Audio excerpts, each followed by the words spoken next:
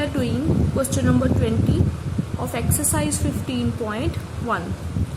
Suppose you drop a die at random on the rectangular region. कहना let कर लो कि तुसी किसी rectangular region के ऊपर die throw कीती है. What is the probability that it will lie inside the circle with diameter 1 meter? की probability है कि die है जेडी circle दे अंदर lie करेगी, ठीक है, सर्कल के अंदर लैंड करेगी जो मैं इन्हू थ्रो करूँगी. तो अपने को प्रोबेबिलिटी का की फॉर्मूला सी, फेवरेबल केसेस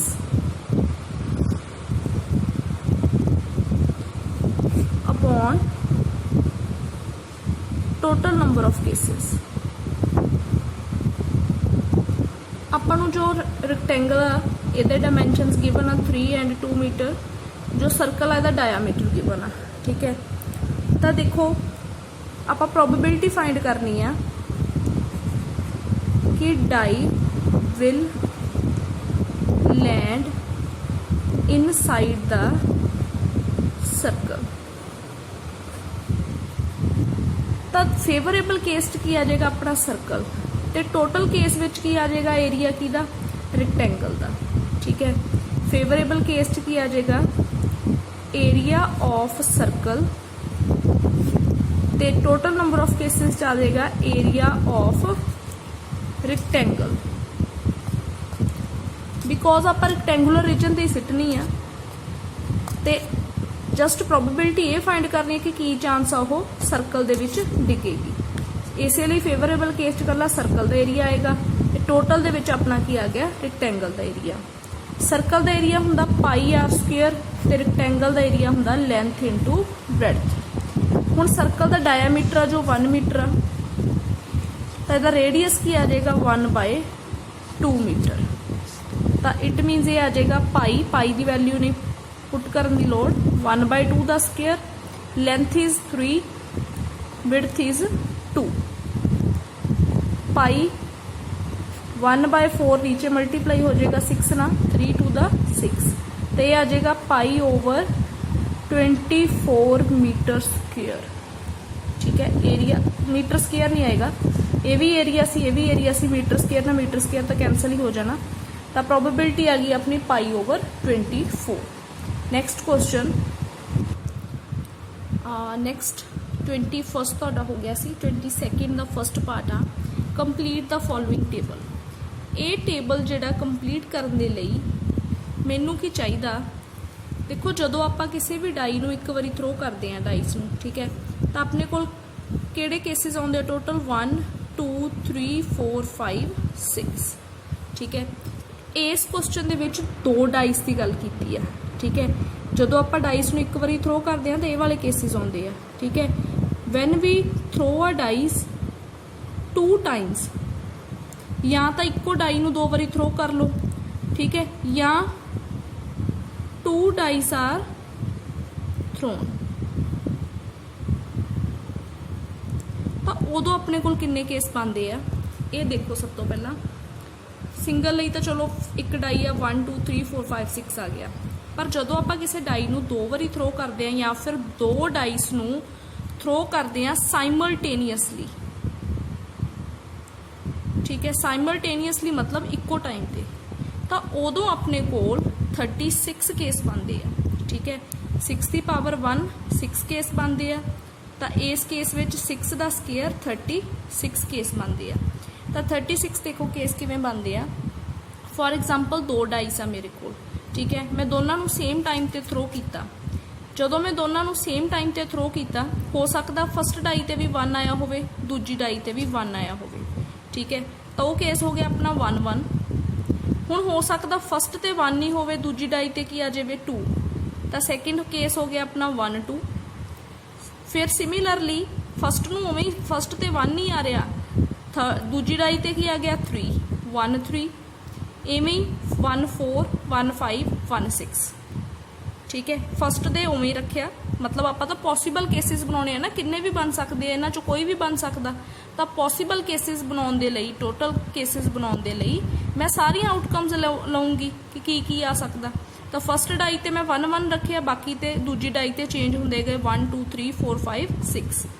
हुण होर की हो सकता, पहली ते भी तो चेंज होऊगा ही, तो पहली ते मैं 2 कर लिया, ठीक है, तो पहली ते 2 ही रखे, 2 दे विद रिस्पैक्ट टू दूजी डाई ते 1 2 3 4 5 6 होंदे गए, ठीक है। इवें करके 3 1 3 2 3 3 4 3 4 3 5 3 6, इवें 4 1 4 2 4 3 4 4 4 5 4 6 बन गया, ठीक है। फस्ट डाई दे चेंज करते गए उहदे with respect to second die दे, तो इस तरह अपने को जिहड़े टोटल पॉसीबल केसिस आ वो 36 बनते हैं जो आप 2 डाइस नूं थ्रो करते हैं। हुण टेबल दे विच की आ ईवेंट सम ऑन 2 डाइस, आ जो दिता वा आपां नूं सम दिता वा 2 डाइस ते, सम मतलब जिवें 1 + 1 2 1 + 2 3 1 + 3 4 हो गया, ठीक है। दोनों डाइस ते जिहड़ी आउटकम्स आ रही हैं उन्हां दा सम 2 3 4 5 6 7 8 9 10 11 12 ते प्रोबेबिलिटी फाइंड करनी है सम ऑन दी, ठीक है। सो फस्ट केस दे विच सम की आ रहा 2, दोनों डाइस के उत्ते सम की आया 2। हुण देखो इन्हां सारे केसिस च सम 2 कदों बनता, सिर्फ एक ही केस च बनता 1 1 1 + 1 2 हुंदा, ठीक है। टोटल केसिस किन्ने आ 36, तो यदी प्रोबेबिलिटी की आ जाएगी 1/36। नैक्सट आ सम ऑन 2 डाइस, दोनों डाइस से जो आ रही आउटकम्स ਉਹਦਾ सम की होना चाहिए 3। हुण 3 वाले केस किहड़े आ, एक तो 1 2 हो गया, एक 2 1 हो गया, 1 + 2 भी 3 हुंदा, 2 + 1 भी 3 हुंदा, होर कोई केस तो है नहीं, ठीक है, जिहदे च सम 3 बने, तो ये की आ जाएगा 2/36। नैक्सट 4 सम कदों बनता 1 3 च भी 4 बनता, 2 2 च भी 4 बनता पिया, 3 1 च भी 3 + 1 भी की हुंदा 4, तो ये तीनों केस आ गए, तो की आ जाएगा 3/36। नैक्सट सम की बनना चाहिए 5, 1 4 5 हुंदा, ठीक है, 2 3 5 3 2 5 4 1 5, तो ये कितने केस आ गए 4, तो 4/36। सिमिलरली 6 सम बन लई 1 5 6, 2 4 भी 6 हुंदा, 3 3 6 हुंदा, 4 2 6 हुंदा, 5 1 6 हुंदा, ठीक है। तो ये किहड़े आ गए 1 2 3 4 5 6 सॉरी 5/36, 1 2 3 4 5। नैक्सट 7 सम बन लई 1 6 7 हो गया, 2 5 भी 7 हुंदा, 3 + 4 भी 7, 4 3 भी 7, 5 2 भी 7, 6 1 भी 7, ठीक है। तो ये तुहाडे आ जाएंगे 1 2 3 4 5 6 केस, तो यह आ गया 6/36। सिमिलरली तुसी 8 9 10 11 12 ਲਈ खुद काउंट करना। नैक्सट 22 का जो सैकेंड पार्ट वो आप हजे नहीं करना, बाद विच करांगे। 23rd क्वेश्चन करने तो पहला 24th ही करते हैं, बिकॉज ये भी डाई है जी, डाई वाला क्वेश्चन ही है, सेम अपने को यही आउटकम्स आनगियां। A die is thrown twice, twice का मतलब की हुंदा 2 टाइम्स, ठीक है, किसी डाई नू 2 टाइम्स थ्रो किया, ठीक है। What is the probability that 5 will not come up with the time, second part दे विच प्रोबेबिलिटी फाइंड करनी है 5 will come up at least once, ठीक है। इस क्वेश्चन दे विच भी तुसी सेम यही टेबल बनाओगे 36 केसिस वाला, तो टोटल केसिस किन्ने अपने कोल 36। फस्ट प्रोबेबिलिटी की फाइंड करनी है 5 will not come up with the time, कि 5 नहीं आना चाहिए, ठीक है। हुण इहदे चों इहो जिहे केस लभो जिहदे विच 5 नहीं आ रहा। देखो हुण ये लभण नालों जे मैं ये लभ ਲਾਂ भी जिहदे च 5 आ रहा, बाद च उन्हां नूं माइनस कर दांगे। हुण एक तां इहदे विच 5 आ रहा, 2 5 आ रहा, 3 5 आ रहा, 4 5 आ रहा, 5 5 आ रहा, 6 5 आ रहा, तो एक 5 वाली ये सारी लाइन, ठीक है।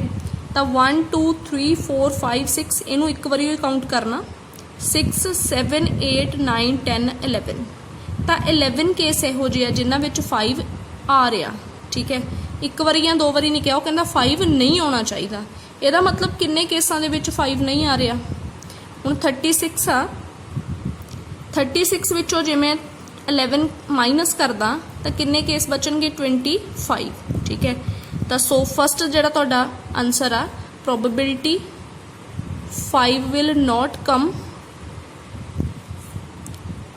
Up,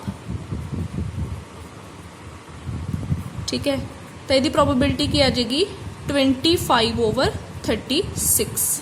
all right, next second part क्या 5 will come up at least once.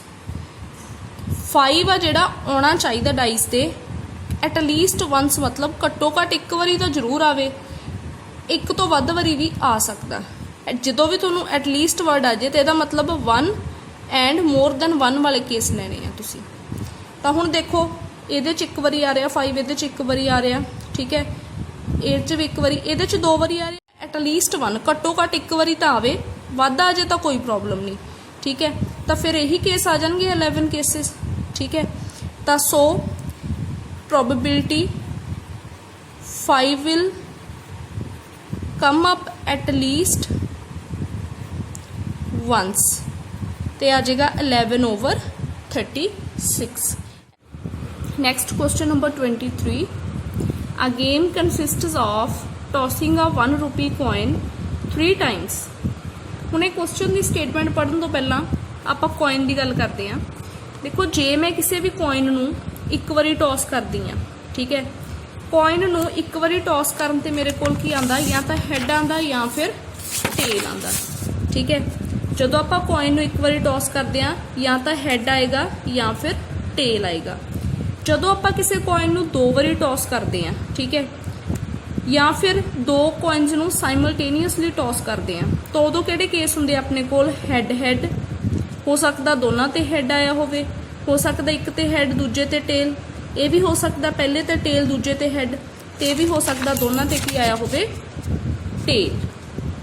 तो उदों अपने कोल 2 4 केसिस बनते हैं, ठीक है। पर जदों आपां किसी कॉइन नूं 3 टाइम्स टॉस करते हैं तो उदों अपने कोल 2 8 केस बनते हैं। वो किवें देखो, हुण जे मैं कॉइन नूं 3 टाइम्स टॉस किया तो इट मीनस हो सकता कि तीनों बारी हैड हैड हैड ही आवे, ठीक है। हो सकता 2 हैड 1 टेल आवे, फिर हो सकता टेल नूं इहनूं सेंटर च ले आओ HTH THH, ठीक है। हो सकता फस्ट ते टेल दूजे दोनों ते हैड होवे। हुण ये 3 ही केस बनते सी जदों 2 हैड ते 1 टेल आ। हुण हो सकता दोवां ते टेल 1 ते हैड होवे। नैक्सट हो सकता हैड दूजे वाले ते होवे, फस्ट थर्ड ते टेल होवे। ये भी हो सकता फस्ट ते हैड होवे, बाकी दोनों ते टेल होवे। And last case tail tail tail, ठीक है। 3 हैड 3 टेल, 3 ये केस बन गए, 3 ये बन गए। तो टोटल केस किन्ने आउणगे इस क्वेश्चन दे विच? 8।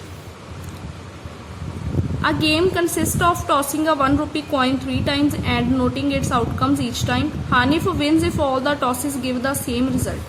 Hanif आ जो कदों जितदा हो जदों सारे टॉसेस आ सेम रिजल्ट दिंदे आ, दैट इज 3 heads और 3 tails। जदों कॉइन दे उपर 3 head या 3 tail आउंदी आ तो गेम जित जांदा, एंड लॉस अदरवाइज, ठीक है, अदरवाइज वो गेम हार जांदा। Calculate the probability that Hanif will loss the game. आपां प्रोबेबिलिटी फाइंड करनी है कि हानिफ लॉस कर देगा गेम, ठीक है। हुण इन्हां दोनों केसेस जितदा तो लॉस वाले फेवरेबल च किन्ने आ गए? 1 2 3 4 5 6। तो प्रोबेबिलिटी हानिफ विल लॉस की आ जाएगी 6/8, ठीक है। जे विन दी कहंदा तो फिर आ जानी सी 2/8। That's all.